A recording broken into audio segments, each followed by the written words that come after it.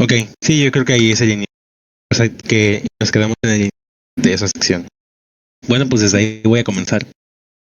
Vale. Perfecto. Amir, ¿ya estás grabando? Me comentó cuando me metí que iba a dejar grabando, pero que se iba a ir, pero que puso la grabación a un tiempo de 2 horas. Entonces yo creo que ya se fue, pero está Ah, grabando. pues entonces ya está. Entonces ya hay que empezar. Sí, bueno, empezamos. Si quiera, puede hacerlo, nomás tendrá que empezar desde donde vayamos. Ok, la lucha de clases. Vivimos en una sociedad dividida en clases, en las que unas pocas personas tienen grandes cantidades de propiedad privada y la mayoría de nosotros prácticamente no tenemos ni. Naturalmente, tendemos a dar por sentado que las cosas siempre han sido así, pero de hecho, durante la mayor parte de la historia de la humanidad no hubo clases, ni propiedad privada, ni ejércitos, ni policía. Esta fue la situación durante medio millón de años de desarrollo humano hasta hace 5 o 10 mil. Esto hace referencia al comunismo primitivo. Hasta que el trabajo de una persona pudiera producir más alimentos de los necesarios para mantenerla en condiciones de trabajar, no podría haber división en clases. ¿Qué sentido tenía mantener esclavos si todo lo que producían era necesario para mantenerlos con vida? Pero más allá de cierto punto, el avance de la producción hizo que las divisiones de clases no solo fueran posibles, sino necesarias. Se podría producir suficiente comida para dejar un excedente después de que los productores inmediatos hubieran dado los para y existían los medios para almacenar estos alimentos y transportarlos de un lugar a otro. Las personas cuyo trabajo produjo toda esta comida podrían simplemente haber comido la comida sobrante extra.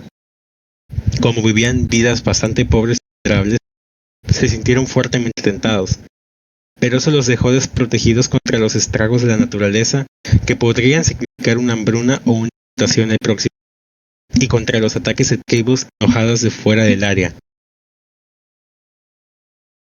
Al principio, era muy ventajoso para todos que un grupo especial de personas se hiciera cargo de esta riqueza extra, almacenándola para futuros desastres, utilizándola para sostener a los artesanos, construyendo medios de defensa, intercambiando parte de ella con pueblos lejanos por objetos útiles.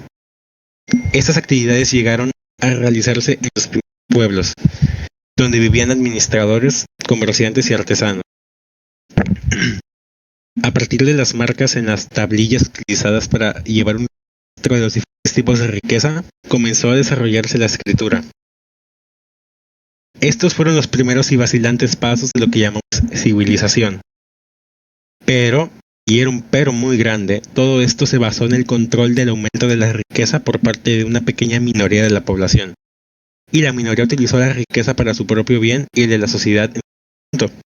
Cuanto más se desarrollaba la producción, más riqueza llegaba a manos de esta minoría, y más aislada quedaba del resto de la sociedad.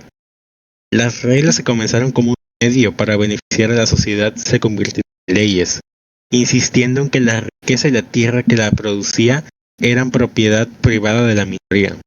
Había surgido una clase gobernante y las leyes defendían su poder. Quizás cabría preguntarse si habría sido posible que la sociedad se hubiera desarrollado de otra manera, que quienes trabajaban la tierra controlaran su producción. La respuesta a esto tiene que ser no, no por la naturaleza humana, sino porque la sociedad todavía era muy pobre. La mayoría de la población de la Tierra estaba demasiado ocupada escarbando la Tierra para ganarse la vida miserablemente como para tener tiempo para desarrollar sistemas de escritura y lectura, crear obras de arte, construir bancos para el comercio, trazar el curso de las estrellas, descubrir el rudimento de matemáticas para determinar cuánto se desbordarían los ríos o cómo deberían construirse canales de riego. Estas cosas solo podrían suceder si algunas de las necesidades de la vida fueran arrebatadas a la masa de la población y utilizadas para mantener una minoría privilegiada que no tuviera que trabajar duro desde el amanecer hasta la tarde. Sin embargo, esto no significaba que la división en clases siga siendo necesaria el día de hoy. Hoy en día, el último siglo ha visto un desarrollo de la producción imaginable en la historia anterior de la humanidad. La escasez natural ha sido superada. Lo que ahora existe es una escasez artificial creada cuando los gobiernos destruyen las reservas de alimentos. La sociedad de clases actual está frenando a la humanidad, no haciéndola avanzar. No fue solo el primer cambio de sociedades puramente agrícolas a sociedades de pueblos y ciudades lo que dio lugar necesariamente a nuevas divisiones de clases. El mismo proceso se repitió cada vez que comenzaron a desarrollarse nuevas formas de producir riqueza. Así, en Gran Bretaña hace 1000 años, la clase dominante estaba formada por varones feudales que controlaban la tierra y vivían a costa de los siervos. Pero a medida que el comercio empezó a desarrollarse a gran escala, junto a ellos creció en las ciudades una nueva clase privilegiada de comerciantes. Cuando la industria comenzó a desarrollarse a gran escala, el poder, a su vez, fue disputado por los propietarios de las empresas industriales. En cada etapa del desarrollo de la sociedad hubo una clase oprimida cuyo trabajo físico creaba la riqueza, y una clase gobernante que controlaba esa riqueza. Pero a medida que la sociedad se desarrolló, tanto como los oprimidos como los opresores sufrieron cambios. En la sociedad esclavista de la antigua Roma, los esclavos eran propiedad personal de la clase dominante. El dueño de esclavos era dueño de los bienes producidos por el esclavo porque era dueño del esclavo, exactamente de la misma manera que era dueño de la leche producida por una vaca porque era dueño de la vaca. En la sociedad feudal de la Edad Media, los siervos tenían su propia tierra y poseían lo que se producía en ella. Pero a cambio de tener esa tierra tenían que trabajar varios días de trabajo cada año en la tierra propiedad del señor feudal. Su tiempo se dividiría, tal vez la mitad del tiempo estarían trabajando para el señor y la otra mitad para ellos. Si se negaban a trabajar para el señor, este tenía derecho a castigarlos con azotes, prisión o algo peor. En la sociedad capitalista moderna, el patrón no es físicamente dueño del trabajador ni tiene derecho a castigar físicamente a un trabajador que se niega a realizar un trabajo no remunerado para él. Pero el patrón sí es dueño de las fábricas donde el trabajador tiene que conseguir un trabajo si quiere mantenerse con vida. Por lo tanto, le resulta bastante fácil obligar al trabajador a soportar un salario mucho menor que el valor de los bienes que fabrica en la fábrica. En cada caso, la clase opresora obtiene el control de toda la riqueza que queda una vez cubiertas las necesidades más elementales de los trabajadores. El dueño de esclavos quiere mantener su propiedad en buenas condiciones, por lo que alimenta a su esclavo exactamente de la misma manera que usted podría engrasar su automóvil. Pero todo lo que excede a las necesidades físicas del esclavo, el dueño lo utiliza para su propio disfrute. El siervo feudal tiene que alimentarse y vestirse con el trabajo que realiza en su propia parcela de tierra. Todo el trabajo extra que pone en los campos del señor va al señor. Al trabajador moderno se le paga un salario. El resto de la riqueza que creas va a la clase patronal en forma de beneficio, interés o renta.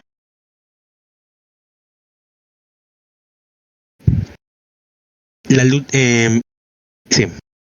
lucha de clases y el Estado. Los trabajadores rara vez han aceptado su suerte sin contraatacar. Hubo revueltas de esclavos en el antiguo Egipto y Roma, revueltas campesinas en la China imperial, guerras civiles entre ricos y pobres en las ciudades de la antigua Grecia, Roma y Europa del Renacimiento. Es por eso que Karl Marx comenzó su folleto El Manifiesto Comunista insistiendo: la historia de todas las sociedades hasta ahora existentes ha sido la historia de la lucha de clases. El crecimiento de la civilización había dependido de la explotación de una clase por otra, y por tanto de la lucha entre ellas. Por muy poderoso que fuera un faraón egipcio, un emperador romano o un príncipe medieval, por muy lujosas que fueran sus vidas, por magníficos que fueran sus palacios, no podían hacer nada a menos que garantizaran que los productos cultivados por el campesino o el esclavo más miserable pasaran a sus manos. Solo podrían hacer esto si junto a la división de clases creciera algo más: el control sobre los medios de violencia por parte de ellos mismos y de sus partidarios. En sociedades anteriores no había ejército, policía ni aparato gubernamental separado de la mayoría del pueblo. Incluso hace unos 50 o 60 años, por ejemplo, en unas partes de África todavía era posible encontrar sociedades en las que esto todavía era así. Muchas de las tareas realizadas por el Estado en nuestra sociedad fueron realizadas simplemente de manera informal por toda la población o por reuniones de representantes. Tales reuniones juzgarían el comportamiento de cualquier individuo que se considerara que había violado una regla social importante. El castigo lo aplicaría a toda la comunidad por ejemplo, obligando a los malhechores a marcharse. Como todos estaban de acuerdo sobre el castigo necesario, no fue necesaria una policía separada para aplicarlo. Si ocurrió una guerra, todos los jóvenes participarían. Perdón, ¿ya me escuchas más claro? ¿Más alto?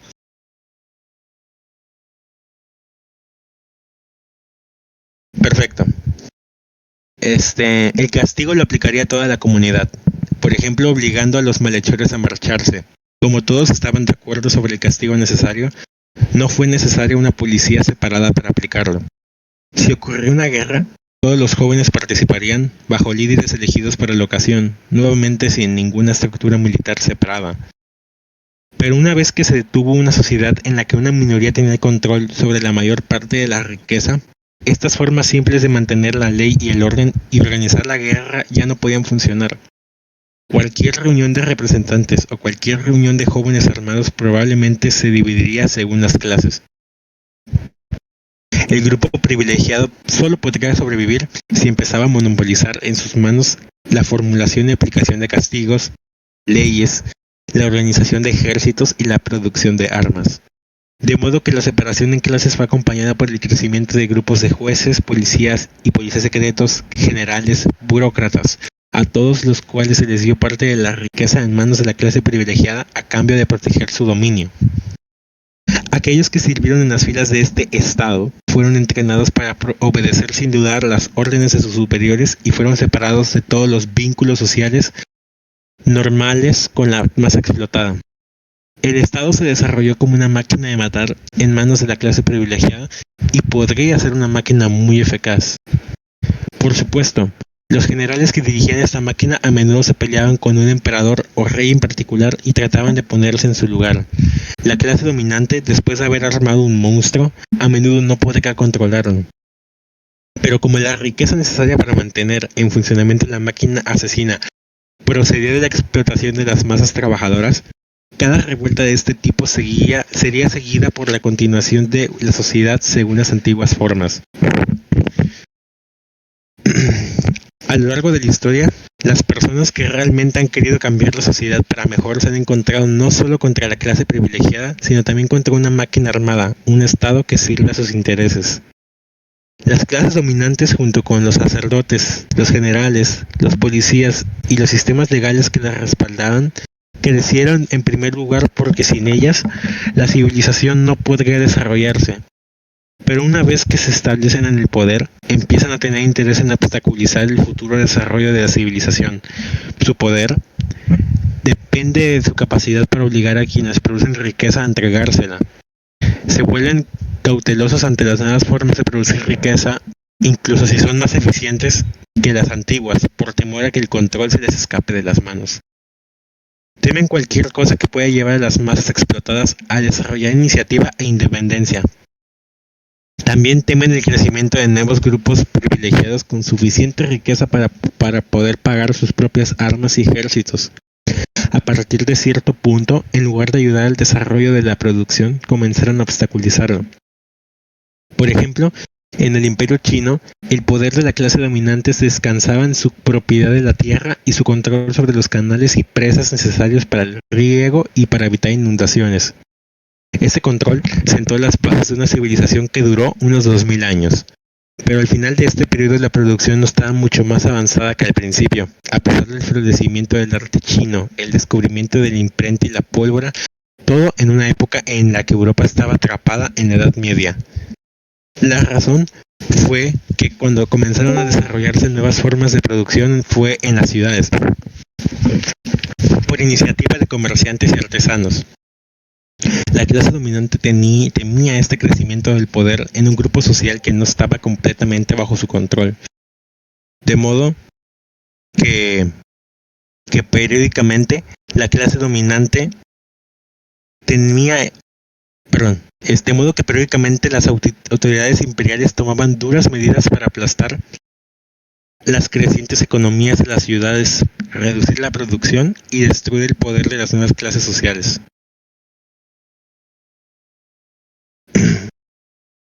El crecimiento de nuevas formas de producción, de nuevas formas de producir riqueza, chocó con los intereses de la vieja clase dominante. Se desarrolló una lucha cuyo resultado determinó todo el futuro de la sociedad. A veces el resultado, como en China, fue que se impidió que surgieran nuevas formas de producción y la sociedad permaneció más o menos estancada durante periodos de tiempos muy largos.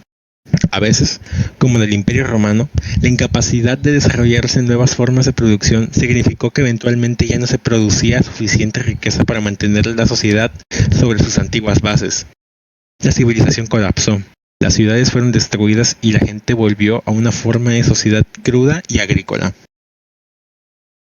A veces una nueva clase, basada en una nueva forma de producción, era capaz de organizarse para debilitar y finalmente derrocar a la antigua clase dominante, junto con su sistema legal, sus ejércitos, su ideología y su religión. Entonces la sociedad podría seguir adelante. En cada caso, el hecho de que la sociedad avanzara o retrocediera dependía de quién ganó la guerra entre clases. Y como en cualquier guerra, la victoria no estaba ordenada de antemano, sino que dependía de la organización, cohesión y liderazgo de las clases rivales. Aquí el autor no se refiere a la tendencia general de cómo progresa la sociedad, sino a revoluciones puntuales e individuales. Antes de continuar el siguiente capítulo, ¿alguien tiene alguna pregunta?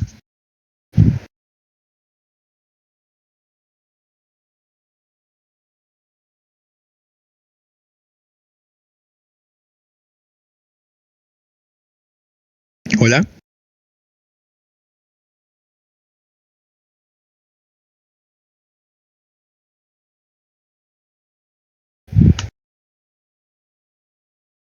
¿Nadie? Para continuar. No hay preguntas. Perfecto. Siguiente. El capitalismo. ¿Cómo inició el sistema? Uno de los argumentos más ridículos que se escuchan es que las cosas no podrían ser diferentes a como son ahora. Sin embargo, las cosas eran diferentes, y no en algún lugar lejano del mundo, sino en este país, Reino Unido, no hace mucho tiempo. Hace apenas 250 años la gente le habría considerado un lunático si les hubiera descrito el mundo en el que vivimos ahora, con sus enormes ciudades, sus grandes fábricas, sus aviones, sus expediciones espaciales, incluso sus sistemas ferroviarios que estaban fuera de los límites de su imaginación. Porque vivían en una sociedad abrumadoramente rural, en la que la mayoría de la gente nunca había viajado 10 millas fuera de su aldea local, en la que el patrón de vida estaba determinado, como lo había estado durante miles de años, por la alternancia de las estaciones. Pero ya hace 700 u 800 años había comenzado un desarrollo que eventualmente desafiaría todo este sistema de sociedad. Grupos de artesanos y comerciantes comenzaron a establecerse en las ciudades, no prestando sus servicios gratuitamente a algún señor como hacía el resto de la población, sino intercambiando productos con diversos señores y siervos por alimentos. Utilizaron cada vez más metales preciosos como medida de ese intercambio. No fue un gran paso ver en cada acto de intercambio una oportunidad de obtener un poco más de metal precioso para obtener ganancias.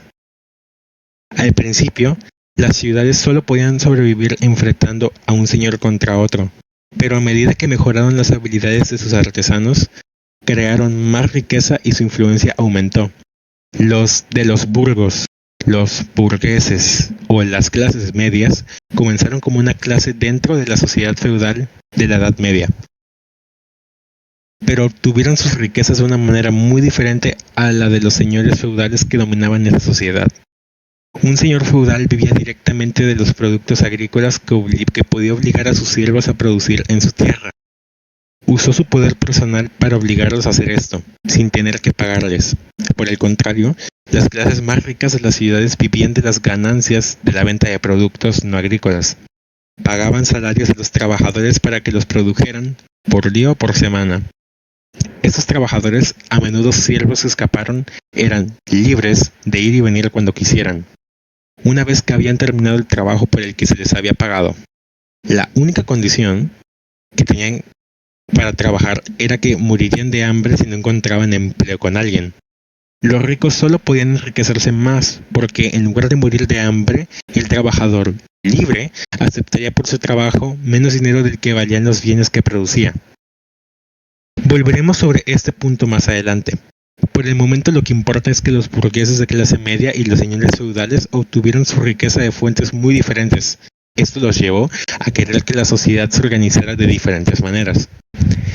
El ideal del señor feudal era una sociedad en la que tuviera poder absoluto en sus propias tierras, libre de leyes escritas, sin intrusión de ningún organismo externo, y en la que sus siervos no pudieran huir. Quería que las cosas siguieran como en los días de su padre o su abuelo, que todos aceptaran la posición social en la que había nacido. La nueva burguesía rica necesariamente veía las cosas de otra manera. Querían limitar el poder de los señores o reyes individuales para interferir con su comercio o robar su riqueza. Soñaban con lograrlo mediante un cuerpo fijo de leyes escritas que serían redactadas y aplicadas por sus propios representantes elegidos. Querían liberar a las clases más pobres de la servidumbre para que pudieran trabajar y aumentar las ganancias de los burgueses en las ciudades. En cuanto a ellos, sus padres y abuelos habían estado a menudo bajo el control de los señores feudales y ciertamente no querían que eso continuara. En una palabra, querían revolucionar la sociedad. Sus choques con el viejo orden no fueron solo económicos, sino también ideológicos y políticos. Ideológico significaba principalmente religioso. En una sociedad analfabeta donde la principal fuente de ideas generales sobre la sociedad era la predicación de la iglesia. Dado que la iglesia medieval estaba dirigida por obispos y abades que eran señores feudales por derecho propio, propagó puntos de vista profeudales, atacando como pecaminosas muchas de las prácticas de la burguesía urbana.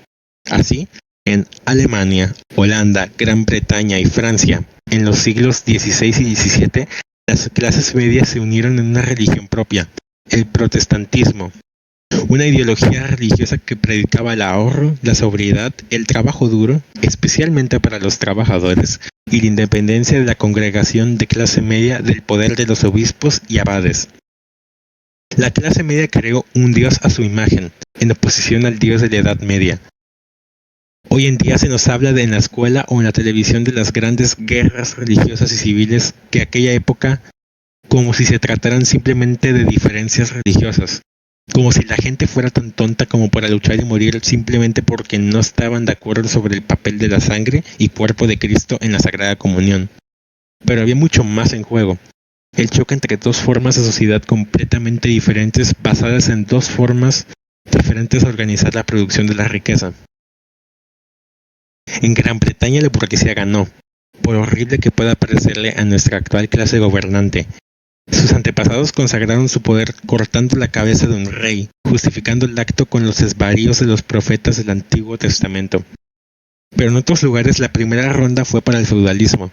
En Francia y Alemania, los revolucionarios burgueses protestantes fueron aniquilados después de encarnizadas guerras civiles, aunque una versión feudal del protestantismo sobrevivió como religión del norte de Alemania.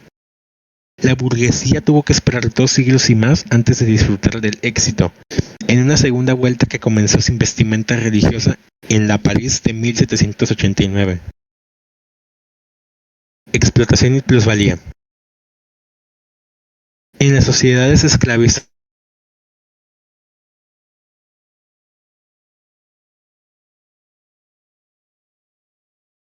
que trabajaran para el señor feudal o el dueño de esclavos habrían huido, dejando a la clase privilegiada sin nadie que trabajara para ella. Pero el capitalista, por lo general, no necesita tales controles legales sobre la persona del trabajador. No necesita ser dueño de él o ella, siempre que se asegure de que el trabajador que se niega a trabajar para el capitalista morirá de hambre. En lugar de ser dueño del trabajador, el capitalista puede prosperar siempre que posea y controle la fuente del sustento del trabajador, las máquinas y las fábricas. Las necesidades materiales de la vida son producidas por el trabajo de los seres humanos, pero ese trabajo es casi inútil sin herramientas para cultivar la tierra y procesar materiales naturales. Las herramientas pueden variar enormemente, desde simples implementos agrícolas como arados y azadas, hasta las más complicadas máquinas que se encuentran en las modernas fábricas automatizadas. Pero sin las herramientas, ni siquiera el trabajador más cualificado puede producir lo necesario para la supervivencia física.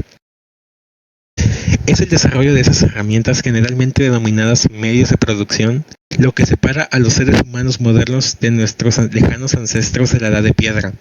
El capitalismo se basa en la propiedad de estos medios de producción por parte de unas pocas personas.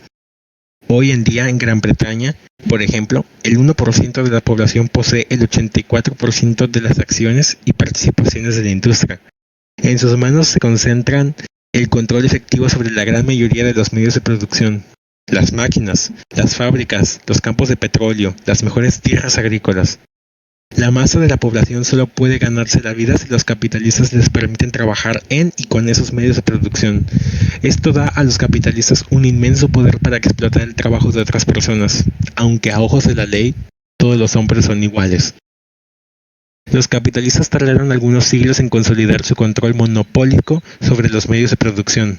En este país, por ejemplo, los parlamentarios de los siglos XVII y XVIII tuvieron que aprobar primero una sucesión de leyes de cercamiento, que alejaron a los campesinos de sus propios medios de producción, la tierra que habían cultivado durante siglos. La tierra pasó a ser propiedad de un sector de la clase capitalista y la masa de la población rural se vio obligada a vender su trabajo a los capitalistas o morir de hambre. Una vez que el capitalismo hubo logrado este monopolio de los medios de producción, pudo permitirse el lujo de permitir que la masa de la población disfrutara de una aparente libertad e igualdad de derechos políticos con los capitalistas. Por más libres que fueran los trabajadores, todavía tenían que trabajar para ganarse la vida. Los economistas procapitalistas tienen una explicación sencilla de lo que sucede entonces. Dicen que pagando salarios, el capitalista compra el trabajo del trabajador. Debe pagar un precio justo por ello. De lo contrario, el trabajador irá a trabajar para otra persona. El capitalista da un salario justo. A cambio, el trabajador deberá ofrecer una jornada de trabajo justa. Los economistas procapitalistas tomemos como ejemplo. Aquí dupliqué el texto 2 veces, perdón. Tomemos como ejemplo una empresa que anuncia una tasa neta de beneficio del 10%. Esto significa que si el costo de toda la maquinaria, fábricas y demás que posee es de 100 millones de libras, entonces le quedan 10 millones de ganancias. Es de 100 millones de libras, entonces le quedan 10 millones de ganancias después de pagar los salarios, los costos de la máquina, primas y el costo de reemplazar maquinaria que se desgasta fuera de un año. No hace falta ser un genio para ver que después de 10 años la empresa habrá obtenido un beneficio total de 100 millones de libras, el coste total de su inversión original. Si lo que recompensa es el sacrificio, entonces seguramente después de los primeros 10 años todas las ganancias deberían cesar, porque para entonces los capitalistas habrán recibido completamente el dinero que pusieron en primer lugar. De hecho, sin embargo, el capitalista es 2 veces más rico que antes. Es dueño de su inversión original y de las ganancias acumuladas. Mientras tanto, los trabajadores han sacrificado la mayor parte de su energía vital para trabajar 8 horas al día, 48 semanas al año en la fábrica. ¿Están estos 2 veces mejor al final de ese tiempo que al principio? Puedes apostar tus botas a que no lo están. Incluso si un trabajador ahorra asiduamente, no podrá comprar mucho más que un televisor a color, un sistema de calefacción central barato o un coche de segunda mano. El trabajador nunca reunirá el dinero para comprar la fábrica en la que trabaja. El trabajo justo por un salario justo ha multiplicado el capital del capitalista, dejando al trabajador sin capital y sin otra opción que seguir trabajando por aproximadamente el mismo salario. La igualdad de derechos del capitalista y el trabajador ha aumentado la desigualdad. Uno de los grandes descubrimientos de Karl Marx fue la explicación de esta aparente anomalía. No existe ningún mecanismo que obligue a un capitalista a pagar a sus trabajadores el valor total del trabajo que realizan. Un trabajador empleado, por ejemplo, en la industria de la ingeniería hoy en día, podría generar 400 libras de nueva producción a la semana. Pero esto no significa que se le pagará esta suma. En 99 de cada 100 casos se le pagará considerablemente menos. La alternativa que tienen al trabajo es pasar hambre o vivir de las miserables sumas que les entrega la seguridad social. Por lo tanto, no exigen el valor total de lo que se produce, sino solo lo suficiente para darles un nivel de vida más o menos aceptable. Al trabajador se le paga solo lo suficiente para que ponga todos sus esfuerzos, toda su capacidad de trabajo, lo que Marx llamó su fuerza de trabajo, a disposición del capitalista cada día. Desde el punto de vista capitalista, siempre que a los trabajadores se les pague lo suficiente para mantenerlos en condiciones de trabajar y criar a sus hijos como una nueva generación de trabajadores, entonces se les está pagando una cantidad justa por su fuerza de trabajo. Pero la cantidad de riqueza necesaria para mantener a los trabajadores aptos para trabajar es considerablemente menor que la cantidad de riqueza que pueden producir una vez que trabajan. El valor de su fuerza de trabajo es considerablemente menor que el valor creado por su trabajo. La diferencia va al bolsillo del capitalista. Marx lo llamó plusvalía. La autoexpansión del capital. Si lees los escritos de los apologistas del sistema actual, pronto notarás que comparten una creencia extraña. El dinero, según ellos, tiene una propiedad mágica, puede crecer como una planta o un animal.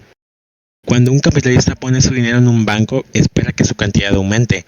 Cuando lo invierte en acciones de Easy o Unilever, espera recibir cada año una nueva retribución en forma de dividendos.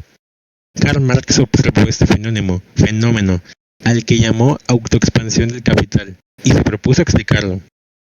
Como vimos anteriormente, su explicación no comenzó con el dinero, sino con el trabajo y los medios de producción. En la sociedad actual, quienes tienen suficiente riqueza pueden comprar el control de estos medios de producción. Luego pueden obligar a todos los demás a venderles la mano de obra necesaria para utilizar los medios de producción. El secreto de la autoexpansión del capital, de la milagrosa capacidad del dinero para decrecer para quienes lo tienen en abundancia, reside en la compra y venta de este trabajo.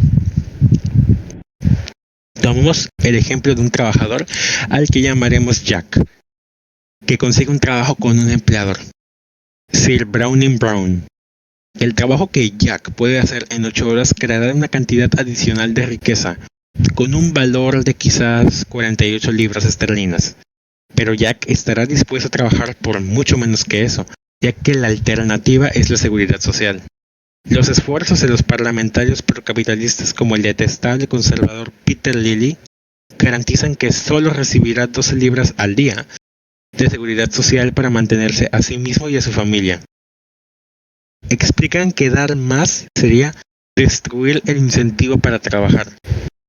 Si Jack quiere ganar más de 12 libras al día, tiene que vender su capacidad para trabajar, fuerza de trabajo, incluso si le ofrecen mucho menos que las 48 libras de riqueza que puede crear en 8 horas.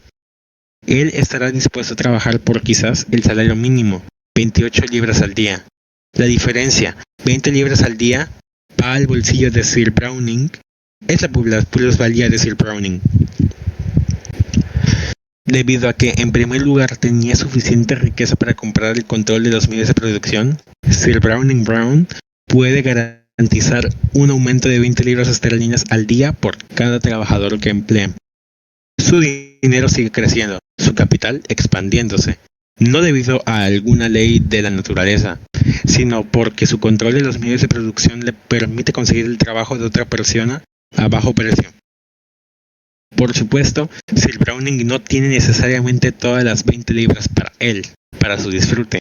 Él puede alquilar la fábrica o el terreno, puede haber tomado prestada parte de su riqueza inicial de otros miembros de la clase dominante. Exigen a cambio una parte de la plusvalía. Entonces, tal vez les desembolse 10 libras en concepto de pago de alquiler, intereses y dividendos, dejándose solo 10 de ganancia.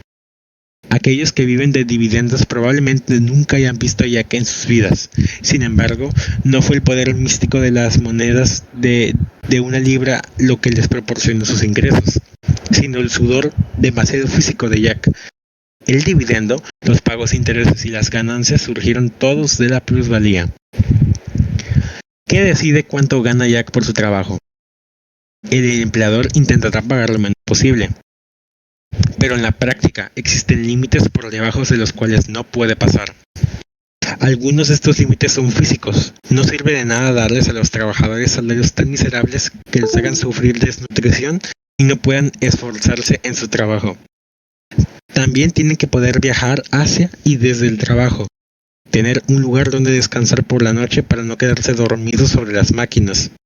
Desde este punto de vista, vale la pena incluso pagar por lo que los trabajadores consideran pequeños lujos, como unas cuantas pintas por las noches, la televisión o unas vacaciones ocasionales.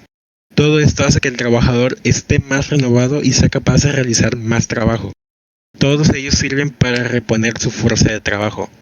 Es un hecho importante que cuando los salarios se mantienen demasiado bajos, la productividad del trabajo cae.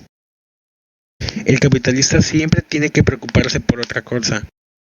Su empresa seguirá funcionando durante muchos años, mucho después de que el actual grupo de trabajadores se haya extinguido.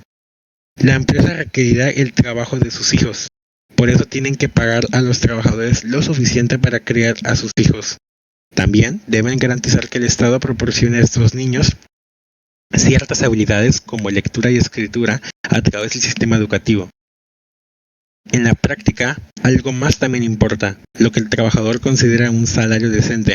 Un trabajador a quien se le paga considerablemente menos que esto puede muy bien descuidar su trabajo sin preocuparse por perderlo porque piensa que es inútil. Todos estos elementos que determinan su salario tienen una cosa en común. Todos ellos apuntan a asegurarse de que tenga la energía vital, la fuerza de trabajo que el capitalista compra por horas. A los trabajadores se les paga el costo de mantenerse a sí mismos y a sus familias con vida y en condiciones de trabajar. En la sociedad capitalista actual es necesario señalar un punto más. Se gastan enormes cantidades de riqueza en cosas como fuerzas policiales y armas. Estos son utilizados por el Estado en interés de la clase capitalista. En efecto, pertenecen a la clase capitalista, aunque estén dirigidos nominalmente por el Estado. El valor que se gasta en ellos pertenece a los capitalistas, no a los trabajadores. También es parte de la plusvalía. Entonces, en conclusión, plusvalía es igual al beneficio, más el alquiler, más los intereses, más el gasto en la policía, ejército, etc. Antes de continuar, ¿alguien tiene alguna pregunta?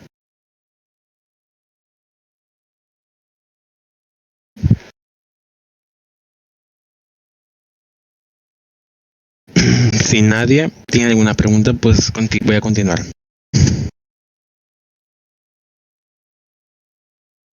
La teoría del valor trabajo. Pero la maquinaria el capital, también como el trabajo, produce bienes. Si es así, es justo que tanto el capital como el trabajo obtengan una parte de la riqueza producida. Cada factor de la producción tiene que obtener su recompensa. Así responde alguien a quien se le ha enseñado un poco de economía procapitalista, al análisis marxista de la explotación y la plusvalía. Y a primera vista, la objeción parece tener cierto sentido, porque seguramente no se pueden producir bienes sin capital. Los marxistas nunca han argumentado que se pudiera, pero nuestro punto de partida es bastante diferente. Empezamos preguntándonos, ¿de dónde viene el capital? ¿Cómo surgieron los medios de producción en primer lugar? La respuesta no es difícil de encontrar. Todo lo que la gente ha utilizado históricamente para crear riqueza, ya sea un hacha de piedra neolítica o una computadora moderna, alguna vez tuvo que ser fabricado mediante trabajo humano. Incluso si el hacha se moldeaba con herramientas, estas a su vez eran producto del trabajo previo. Por eso Karl Marx solía referirse a los medios de producción como trabajo muerto. Cuando los empresarios se jactan del capital que poseen, en realidad se jactan de haber obtenido el control de una vasta reserva de mano de obra de generaciones anteriores. Y eso no significa el trabajo de sus antepasados, que no trabajaron más que ellos ahora. La noción de que el trabajo era la fuente de la riqueza, generalmente denominada teoría del valor trabajo, no fue un descubrimiento original de Marx. Todos los grandes economistas procapitalistas hasta su época lo aceptaron. Es importante hacer un paréntesis aquí, ya que el trabajo no es la única fuente de riqueza, también lo es la naturaleza, tan importante como el trabajo.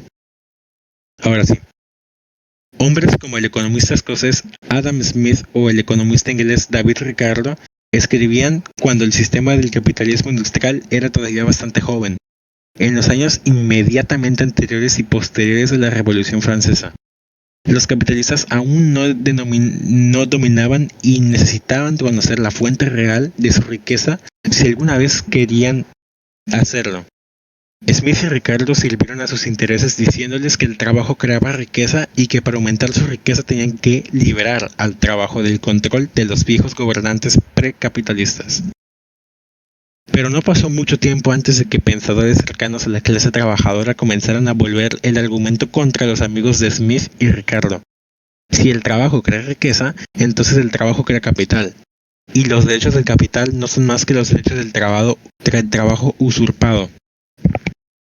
Pronto los economistas que apoyaban el capital estaban declarando que la teoría del valor del trabajo era un montón de tonterías. Pero si echas la verdad por la puerta principal, tiene la costumbre de colarse por la puerta trasera. Enciende la radio, escuchémoslo lo suficiente y oiremos a alguno de que otro experto u otra persona afirmar que lo que está mal en la economía británica es que la gente no trabaja lo suficiente. O, en otra forma de decir lo mismo, la productividad es demasiado baja. Olvídense por un minuto si el argumento es correcto o no. En lugar de eso, observe de cerca la forma en que está expresado. Nunca dicen, las máquinas no trabajan lo suficiente. No, siempre son las personas, siempre son los trabajadores. Afirman que si los trabajadores trabajaran más duro, se crearía más riqueza y esto haría posible una mayor inversión en nueva maquinaria. Las personas que utilizan este argumento tal vez no lo sepan, pero dicen que más trabajo creará más capital. El trabajo es la fuente de la riqueza. Digamos que tengo un billete de 5 libras en mi bolsillo. ¿Por qué me sirve eso? Al fin y al cabo, es solo un trozo de papel impreso. Su valor para mí reside en el hecho de que puedo obtener, a cambio de esto, algo útil que ha sido elaborado con el trabajo de otra persona. Este billete de 5 libras, de hecho, no es más que un derecho a los productos de tanto trabajo. 2 billetes de 5 libras dan derecho a los productos del doble de trabajo y así sucesivamente. Cuando medimos la riqueza, en realidad estamos midiendo el trabajo que se ha invertido en crearla. Por supuesto, no todo el mundo produce tanto con su trabajo en un tiempo determinado como el resto. Si me propongo, por ejemplo, a hacer una mesa, podría tardar 5 o 6 veces más que un carpintero experto. Pero nadie en su sano juicio consideraría que lo que habría hecho yo era 5 o 6 veces más valioso que una mesa hecha por un carpintero experto. Estimarían su valor según la cantidad del trabajo del carpintero que se necesitaría para hacerlo, no el mío. Supongamos que a un carpintero le tomaría 1 hora hacer una mesa, entonces dirían que el valor de la mesa para ellos era el equivalente a 1 hora de trabajo. Ese sería el tiempo de mano de obra necesario para realizarlo, dado el nivel habitual de técnica y habilidad en la sociedad actual. Por esta razón, Marx insistió en que la medida del valor de algo no era simplemente el tiempo que se tomó a un individuo hacerlo, sino el tiempo que le tomaría al individuo trabajar con el nivel promedio de tecnología y el nivel promedio de habilidad. Llamó a este nivel promedio de trabajo necesario el tiempo de trabajo socialmente necesario. El punto es importante porque bajo el capitalismo siempre se están produciendo avances tecnológicos, lo que significa que cada vez se necesita menos mano de obra para producir bienes. Por ejemplo, cuando las radios se fabricaban con válvulas termoiónicas, eran artículos muy caros, porque requería mucha mano de obra hacer las válvulas, conectarlas y demás. Luego se inventó el transistor, que podía fabricarse y conectarse entre sí con mucha menos mano de obra. De repente, todos los trabajadores de las fábricas que todavía fabricaban radios de válvulas descubrieron que el valor de lo que estaban produciendo se desplomó, porque el valor de las radios ya no estaba determinado por el tiempo de mano de obra necesario para fabricarlas con válvulas, sino por el tiempo necesario para fabricarlas con transistores. Un último punto. Los precios de algunos bienes fluctúan enormemente, día a día o semana con semana. Estos cambios pueden deberse a muchas otras cosas además de los cambios de la cantidad de mano de obra necesaria para realizarlos. Cuando las heladas en Brasil mataron todas las plantas de café, el precio del café se disparó porque había escasez en todo el mundo y la gente estaba dispuesta a pagar más. Si mañana una catástrofe natural destruyera todos los televisores en Gran Bretaña, no hay duda de que el precio de los televisores se dispararía de la misma manera. Los economistas llaman a esto oferta y demanda, y dicen que provoca continuamente tales fluctuaciones en los precios. Por esta razón, muchos economistas procapitalistas dicen que la teoría del trabajo es un disparate, Dicen que solo importa la oferta y la demanda, pero eso sí es una tontería, porque este argumento olvida que cuando las cosas fluctúan, generalmente lo hacen alrededor de un nivel promedio. El mar sube y baja debido a las mareas, pero eso no significa que no podamos hablar de un punto fijo alrededor del cual se mueve, al que llamamos nivel de mar. De manera similar, el hecho de que los precios suban y bajen día a día no significa que no existan valores fijos alrededor de los cuales fluctúen. Por ejemplo, si se destruyeran todos los televisores, los primeros nuevos que se produjeran tendrían mucha demanda y alcanzarían un precio muy elevado, pero no pasaría mucho tiempo antes de que hubiera cada vez más en el mercado compitiendo entre sí hasta que el precio se redujo hasta secarse a su valor en términos del tiempo de trabajo necesario para fabricarlos, el tiempo promedio. Competencia y acumulación. Hubo un tiempo en el que el capitalismo parecía un sistema dinámico y progresista. Durante la mayor parte de la historia de la humanidad, las vidas de la mayoría de hombres y mujeres han estado dominadas por el trabajo pesado y la explotación. El capitalismo industrial no cambió esto cuando hizo su aparición en los siglos XVII y XIX, no, XVIII y XIX. Pero sí pareció darle algún propósito útil a esa monotonía y explotación. En lugar de desperdiciar grandes cantidades de riqueza en lujos para unos pocos aristócratas parásitos, o en la construcción de tumbas lujosas para monarcas muertos, o en guerras inútiles para decidir qué hijo de un emperador debería gobernar algún agujero abandonado por Dios, utilizó la riqueza para construir los medios para crear más riqueza. El ascenso del capitalismo fue un periodo de crecimiento de la industria, las ciudades y los medios de transporte a una escala inimaginable en la historia humana anterior. Por extraño que parezca hoy en día, lugares como Oldham, Halifax y Bingley fueron hogar de milagros. La humanidad nunca antes había visto tanto algodón y lana en bruto convertidos tan rápidamente en telas para vestir a millones. Esto no sucedió debido a ninguna virtud especial que poseyeran los capitalistas. Siempre fueron personas bastante nocivas, obsesionadas únicamente con conseguir riqueza en sus propias manos, pagando lo menos posible por el trabajo que utilizaban. Muchas clases dominantes anteriores habían sido como ellas en este sentido sin desarrollar industria, pero los capitalistas eran diferentes en dos aspectos muy importantes. El primero, que hemos abordado, era que no eran dueños de los trabajadores, sino que les pagaban por hora por su cantidad de trabajo, su fuerza de trabajo. Usaron esclavos asalariados, no esclavos. En segundo lugar, ellos mismos consumían los bienes que producían sus trabajadores. El terrateniente feudal vivía directamente de la carne, el pan, el queso y el vino producidos por sus siervos, pero el capitalista vivía vendiendo a otras personas los bienes producidos por los trabajadores. Esto dio al capitalista individual menos libertad para comportarse como quisiera que la que tenía el propietario de esclavos o el señor feudal. Para vender bienes, el capitalista tenía que producirlos lo más barato posible. El capitalista era dueño de la fábrica y era todopoderoso dentro de ella, pero no pudo usar su poder como deseaba. Tuvo que doblegarse ante las exigencias de la competencia con otras fábricas. Volvamos a nuestro capitalista favorito, el señor Browning Brown.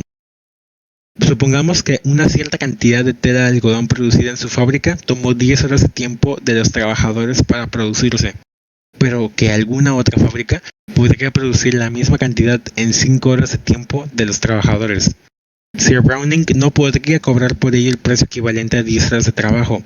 Nadie en su sano juicio pagaría este precio cuando había telas más baratas al final de la calle.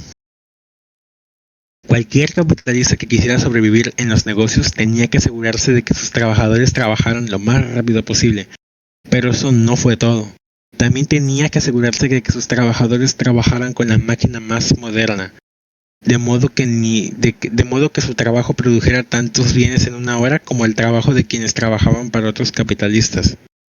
El capitalista que quería permanecer en el negocio tenía que asegurarse de poseer cantidades cada vez mayores de medios de producción, o como dijo Marx, acumular capital. La competencia entre capitalistas produjo un poder, el sistema de mercado, que tenía a todos y cada uno de ellos en sus garras. Les obligó a acelerar el proceso de trabajo todo el tiempo e invertir todo lo que podían en maquinaria nueva. y solo podían permitirse la nueva maquinaria y, por supuesto, tener sus propios lujos además, si mantenían los salarios de los trabajadores lo más bajos posibles.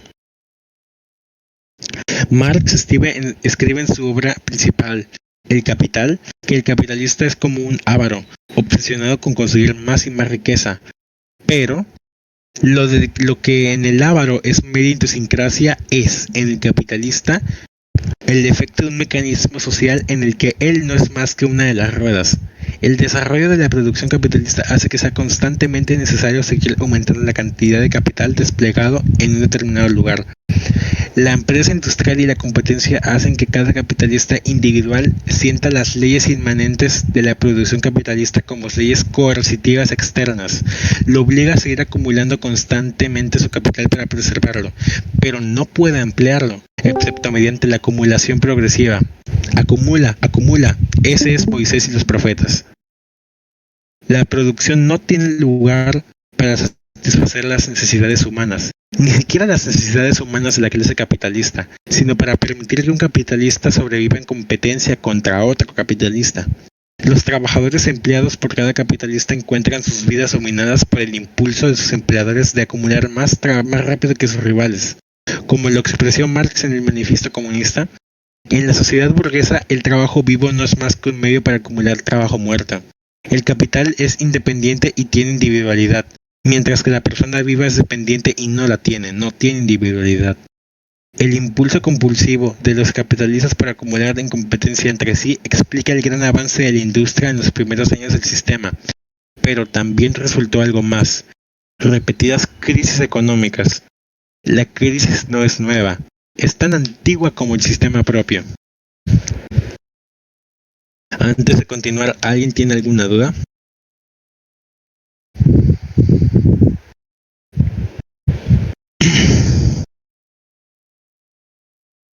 Perfecto.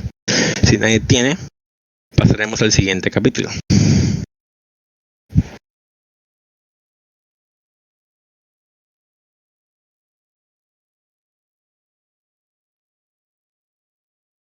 Hoy, esto no lo traduje, así que lo voy a traducir aquí en improviso. Así fue como Marx resumió la tendencia del capitalismo.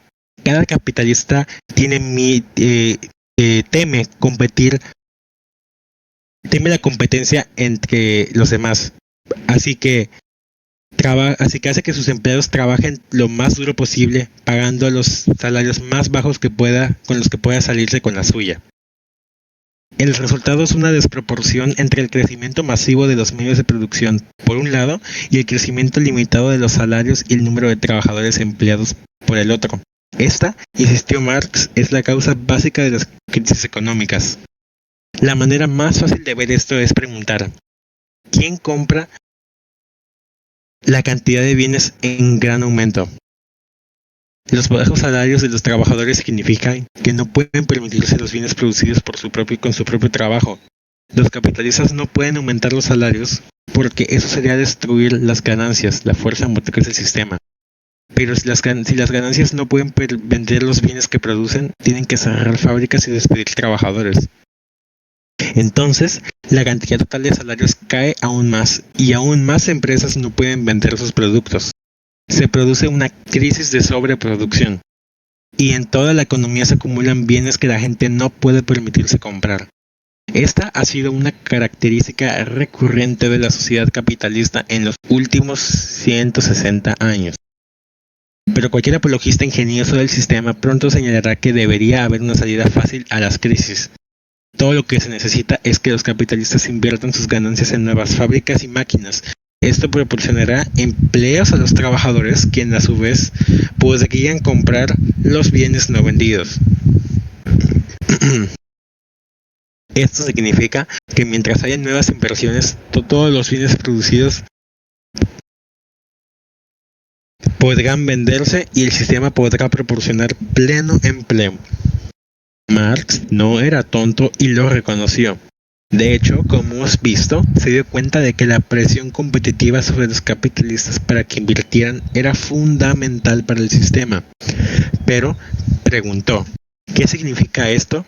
¿Que los capitalistas invertirán ¿Significa esto que los capitalistas invertirán todas sus ganancias todo el tiempo? El capitalista solo invertirá si cree que tiene garantizado un beneficio razonable. Si no cree que pueda obtener tales ganancias, no arriesgará su dinero en inversiones, lo pondrá en el banco y lo dejará allí. Denme un segundo, camaradas, que la batería de mi laptop se está por acabar. Voy rápido por el cargador y ahorita regreso.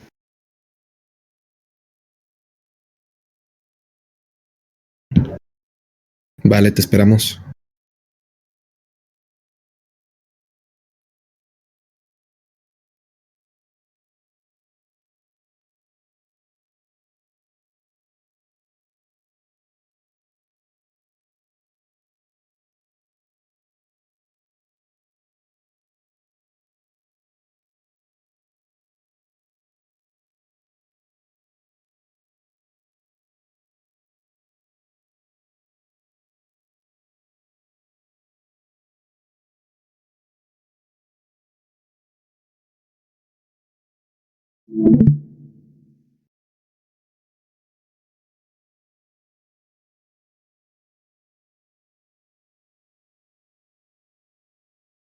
Perdón por el inconveniente. En lo que se carga, ¿alguien podría compartir pantalla y para poder seguir leyendo?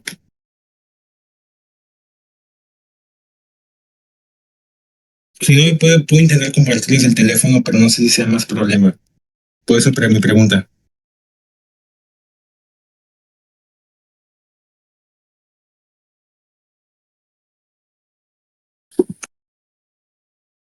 ¿Hola?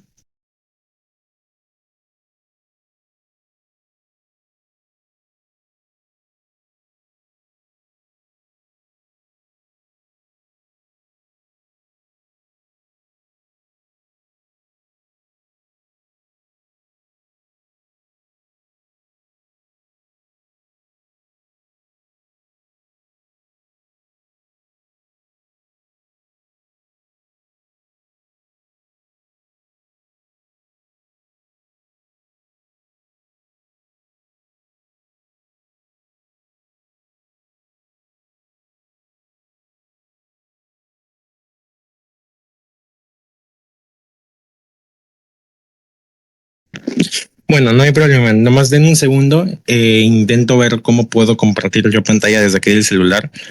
Como nadie Yo puede. puedo. Yo sí puedo. Perdón, es que estaba atendiendo a mi niña, pero déjame presento.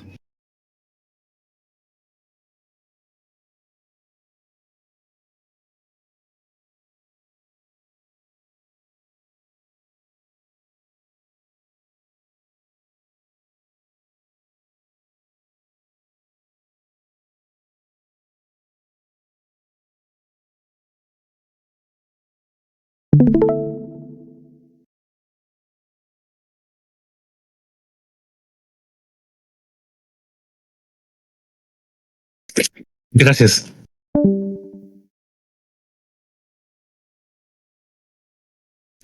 Solo deja ver dónde nos habíamos quedado, porque luego me quedé viendo la pantalla que tú proyectabas. Nos quedamos en la parte de crisis económicas. ¿Aquí? Un poquito más abajo. No, un poco, ya vemos un poquito. Más para arriba. Un poco más. No, más. Esa parte tiene una subsección. Es arriba de la subsección.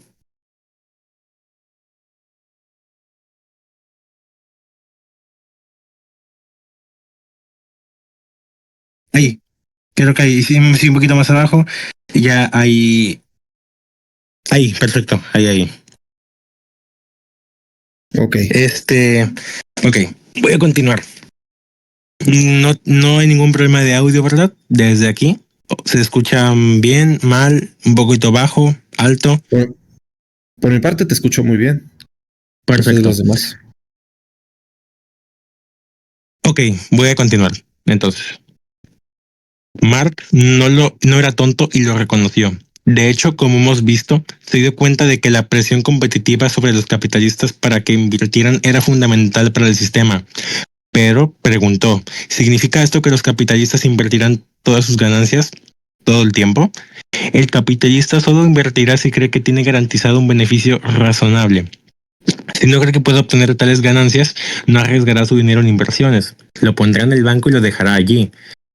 Que el capitalista invierta o no de que el capitalista invierta o no depende de cómo evalúa la situación económica. Cuando parece correcto, todos los capitalistas se apresuran a invertir al mismo tiempo, cayendo unos sobre otros en busca de sitios de construcción, comprando máquinas, recorriendo la tierra en busca de materias primas, pagando más de la cuenta por mano de obra calificada. A esto se le suele llamar boom. Pero la frenética competencia por la tierra, las materias primas y la mano de obra calificada hace subir los precios de estas cosas. Y de repente ya se llega a un punto en el que algunas empresas descubren que sus costos han aumentado tanto que todas sus ganancias han desaparecido. El auge de la inversión da paso de repente a una caída de la inversión. Nadie quiere hacer nuevas fábricas. Los trabajadores de la construcción son despedidos. Nadie quiere máquinas nuevas. La industria de las máquinas de herramientas entra en crisis. Nadie quiere todo el hierro y acero que se produce. La industria siderúrgica de repente trabaja por debajo de su capacidad y se vuelve no rentable.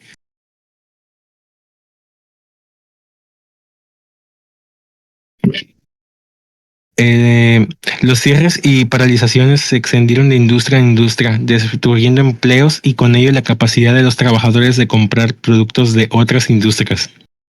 La historia del capitalismo es una historia de estos saltos periódicos hacia la crisis, hacia la locura de los trabajadores desempleados que pasan hambre frente a las fábricas vacías, y mientras las existencias de bienes no deseados se pudren.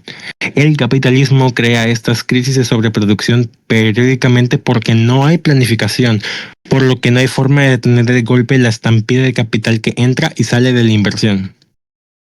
La gente solía pensar que el Estado podía detener esto, al intervenir en la economía aumentando la inversión estatal cuando la inversión privada era baja y luego reduciéndola cuando la inversión privada la alcanzaba.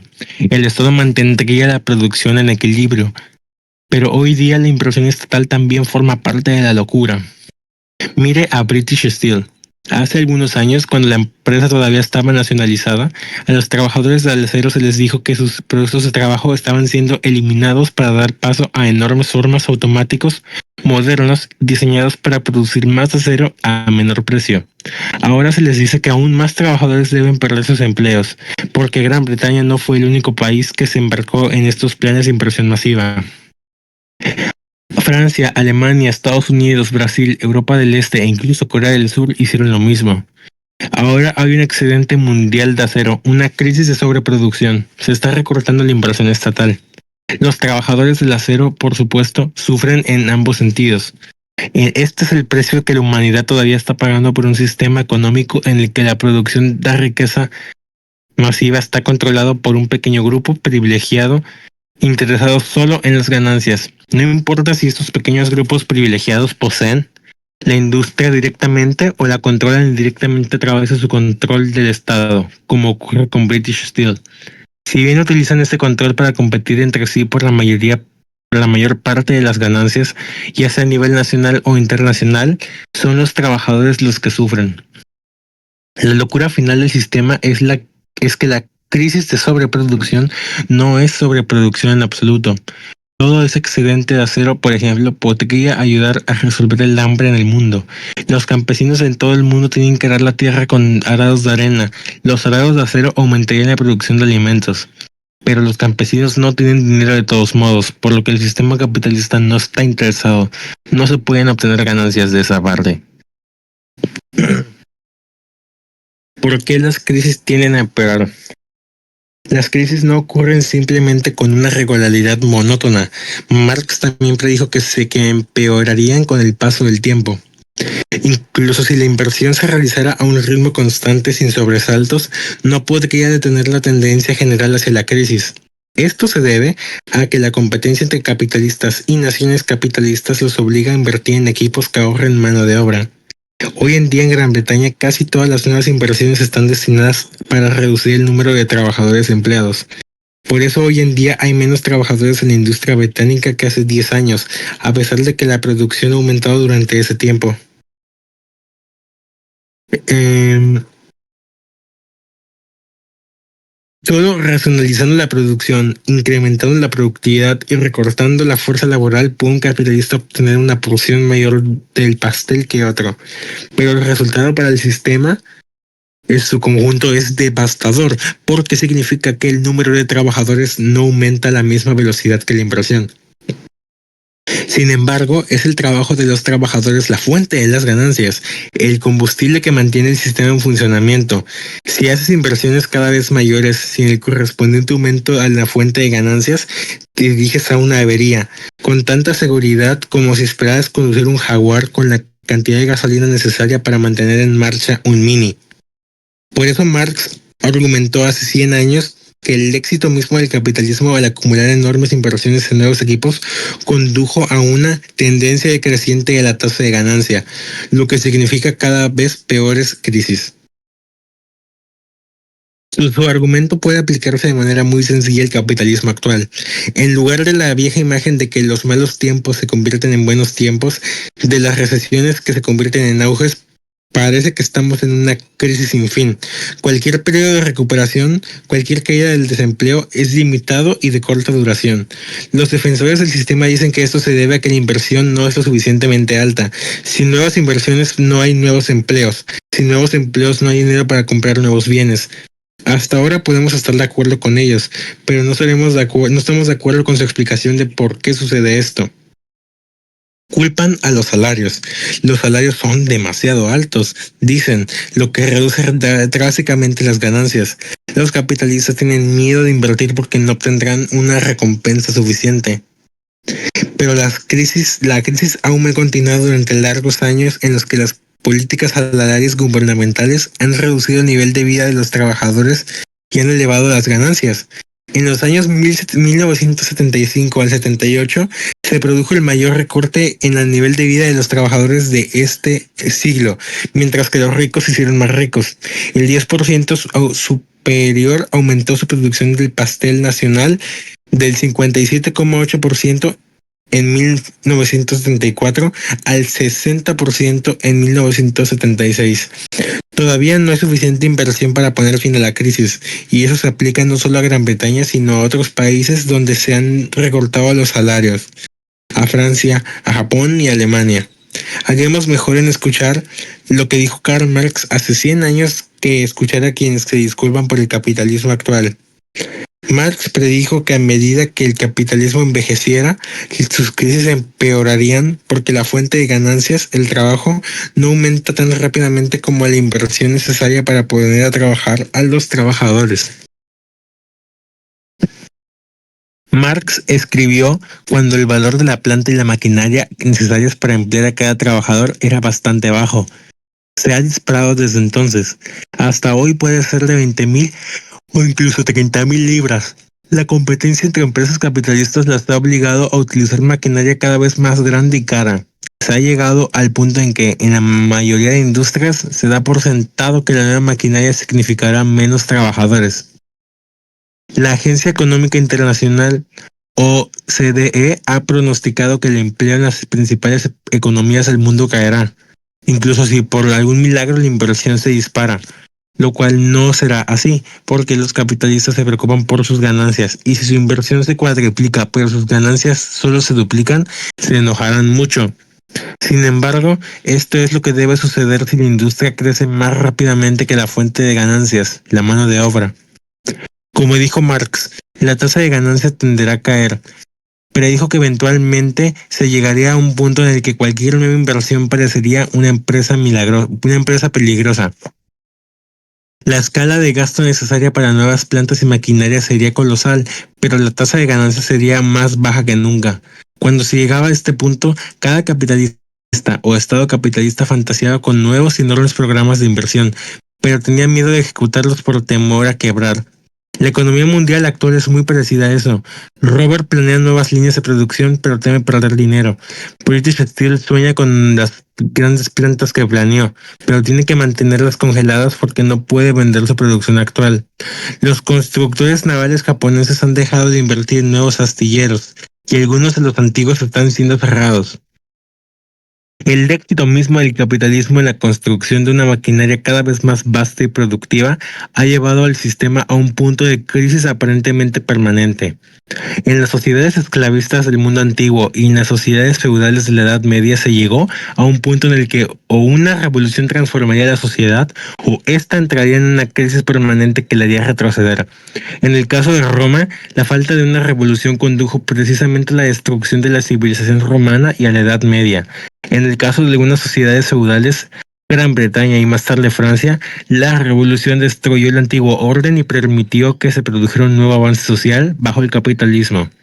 Ahora el propio capitalismo se enfrenta a la elección entre una crisis permanente que eventualmente hundirá a la humanidad nuevamente en la barbarie a través de la pobreza y la guerra o una revolución socialista.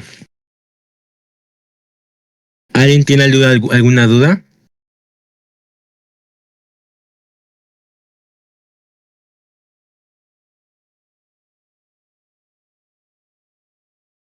¿Nadie? Muy bien. Todo muy claro. Siguiente sección. La clase obrera. Marx comenzó el manifiesto comunista con la afirmación: la historia de todas las sociedades hasta ahora existentes ha sido la historia de la lucha de clases. La cuestión de cómo la clase dominante iba a obligar a la clase oprimida a seguir produciendo riqueza para ella era crucial. Debido a esto, en todas las sociedades anteriores hubo enormes luchas entre clases que a menudo culminaron en guerras civiles. Los levantamientos esclavos en la antigua Roma, los levantamientos campesinos en Europa medieval, las grandes guerras civiles y revoluciones de los siglos XVII y XVIII. En todas estas grandes luchas, la masa de las fuerzas insurgentes pertenecía al sector más oprimido de la sociedad. Pero, como Marx se apresuró a agregar, al final todos sus esfuerzos sirvieron solo para reemplazar una minoría gobernante privilegiada por otra. Así, por ejemplo, en la antigua China hubo varias revueltas campesinas exitosas, pero simplemente reemplazaron a un emperador por otro. De manera similar, quienes hicieron el mayor esfuerzo en la Revolución Francesa fueron los Brasnous, las clases más pobres de París, pero al final la sociedad no estaba gobernada por ellos, sino por banqueros industriales en lugar del rey y los cortesanos. Hubo dos razones principales para que las clases bajas no lograran mantener el control de las revoluciones en las que lucharon. En primer lugar, el nivel general de... ¿Hola? Bueno, en primer lugar, el nivel general de riqueza de la sociedad era bastante bajo. Fue solo porque la gran masa de personas se mantuvo en una pobreza abismal que una pequeña minoría tuvo tiempo y oso para desarrollar las artes y las ciencias para mantener la civilización. En otras palabras, la división de clases era necesaria para que la sociedad progresara. En segundo lugar, la vida de las clases oprimidas no los preparó para dirigir la sociedad. En general eran analfabetos, tenían poca idea de cómo eran las cosas fuera de su localidad inmediata y sobre todo, su vida cotidiana los separaba unos de otros. Cada campesino se preocupaba por cultivar su propia parcela de tierra. Cada artesano de la ciudad tenía su propia pequeña empresa y hasta cierto punto competía con otros artesanos y no estaba unido a ellos. Las revueltas campesinas comenzarían con un gran número de personas levantándose para dividir la tierra de los señores feudales locales. Pero una vez que el señor fuera derrotado, comenzarían a pelear entre ellos sobre cómo dividirían la tierra. Como dijo Marx, los campesinos eran como patatas en un saco. Algún poder externo podía obligarlos a unirse, pero no eran capaces de vincularse permanentemente para representar sus propios intereses. Los trabajadores que crean riqueza bajo el capitalismo moderno difieren de todas las clases bajas anteriores. En primer lugar, la división de clases ya no es necesaria para el progreso humano. Se crea tanta riqueza que la propia sociedad capitalista destruye periódicamente enormes cantidades mediante guerras o crisis económicas. Podría dividirse en partes iguales y la sociedad aún podría tener un florecimiento de las ciencias, las artes, etc. En segundo lugar, la vida bajo el capitalismo prepara a los trabajadores de muchas maneras para tomar el control de la sociedad. Por ejemplo, el capitalismo necesita trabajadores calificados y educados. Además, el capitalismo obliga a miles de personas a trabajar en enormes lugares de trabajo en grandes conurbaciones donde están en estrecho contacto unos con otros y donde pueden ser una fuerza poderosa para cambiar la sociedad. El capitalismo hace que los trabajadores cooperen en la producción dentro de la fábrica, y esas habilidades cooperativas pueden fácilmente volverse contra el sistema, como cuando los trabajadores se organizan en sindicatos. Debido a que están agrupados en enormes concentraciones, es mucho más fácil para los trabajadores controlar democráticamente esos organismos que para las clases previamente oprimidas. Además, el capitalismo tiende cada vez más a convertir a grupos de personas que consideraban superiores a los trabajadores comunes, como oficinistas o técnicos, en trabajadores asalariados que ven obligados a organizar sindicatos, etcétera, como lo hacen otros trabajadores. Por último, el desarrollo de las comunicaciones, ferrocarriles, carreteras, transporte aéreo, sistemas postales, teléfonos, radio, televisión, permite a los trabajadores comunicarse fuera de su propia localidad o industria. Pueden organizarse como clase a escala nacional e internacional, algo que va más allá de los sueños más descabellados de las clases oprimidas anteriores. Todo esto significa que la clase trabajadora no solo puede ser una fuerza que se revela contra la sociedad existente, sino que también puede organizarse eligiendo y controlando a sus propios representantes para cambiar la sociedad en su propio interés, y no simplemente para establecer una sociedad más regida por otro emperador o grupo de banqueros. Como dijo Marx, todos los movimientos históricos anteriores fueron movimientos de minorías en interés de las minorías. El movimiento proletario es el movimiento independiente y consciente de la inmensa mayoría en el interés de la inmensa mayoría. Y no sé si los demás estén de acuerdo, pero yo consideraría que hasta aquí sería bueno dejarlo por esta sesión porque ya llevamos 1 hora y media de lectura. Y siento que es un tiempo razonable. No sé qué opinen los demás, si quisieran, que piensan que todavía no es tanto tiempo o si están de acuerdo.